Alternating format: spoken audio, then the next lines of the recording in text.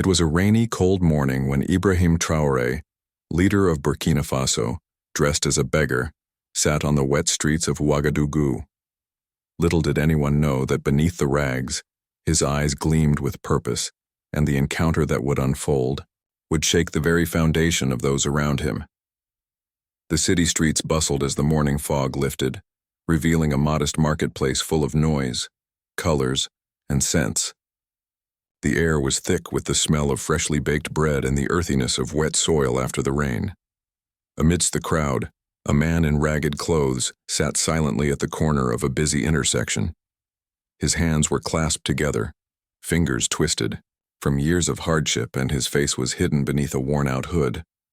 To the untrained eye, he was just another homeless soul, a victim of the system, abandoned by the world. But in his heart, Ibrahim Traoré was far from broken. He was in fact on a mission, a test of character, a challenge to see beyond the superficial. The people of the city moved around him with indifference, some tossing coins into his outstretched hands, others giving him a quick, pitying glance, before turning away. Yet Ibrahim's gaze remained steady, watching each person carefully, observing the depth of their compassion, or lack thereof. The passerby didn't know who he really was. How could they? Ibrahim, with his deep, commanding presence, had deliberately chosen this path. He had been a leader for his country, revered by many for his strength and resilience. But today, he was a ghost, an invisible man, a mere shadow. As the hours passed, a woman approached. Her name was Amina, a local school teacher who often walked this route. Her eyes were heavy with the weight of her own struggles. She was a woman caught between a system that undervalued her and a home that was suffocating her. She saw the man sitting by the street corner and paused, staring down at him with a mix of pity and curiosity. "How can you sit here in such a condition?"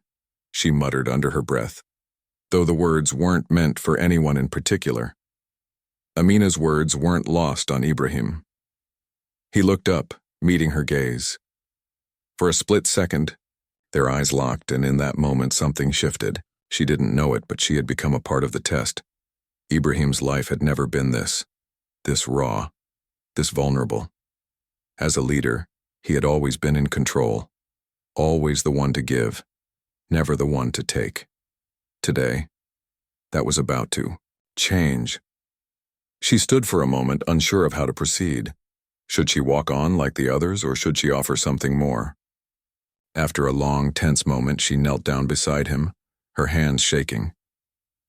"Do you need help?" she asked, though she wasn't sure she was prepared for the answer.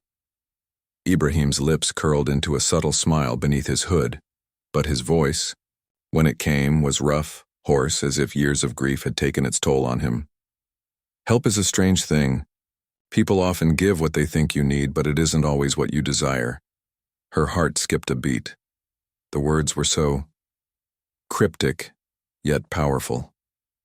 She sat beside him, drawn to his calm presence, even in such a desperate state. "I can't change your life with a coin, can I?" she asked softly.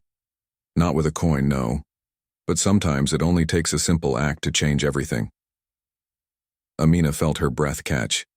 She was unsure if she was speaking to a man broken by the world or to a man who had chosen to break himself in order to teach others.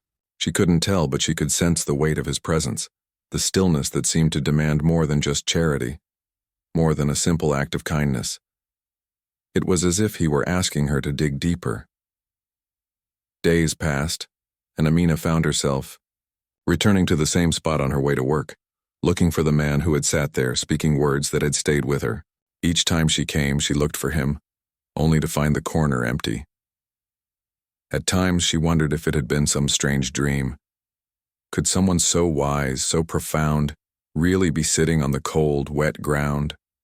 The world was full of illusions. Then, one day after another futile search, a crowd gathered. Whispers spread like wildfire. "It's him, it's really him." Confused, Amina approached, part of her hoping that she would find him again, yet half afraid of what she might see, and there he was.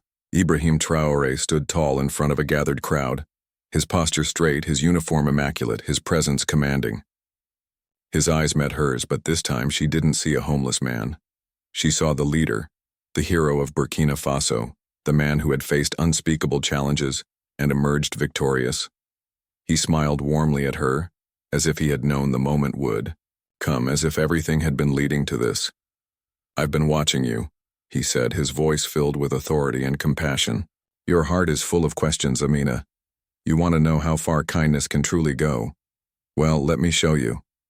Amina's knees buckled beneath her, the shock too great for her to bear. She had thought he was a beggar, a mere shadow of the man he truly was. But he was something else entirely.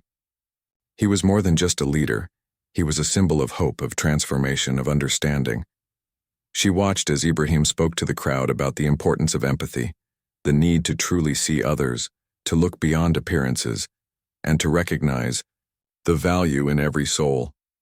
"I chose to sit among you not because I needed your charity, but because I needed you to see the world as I see it, not as a place of rulers and the ruled, but as a place where we all have the power to change one another."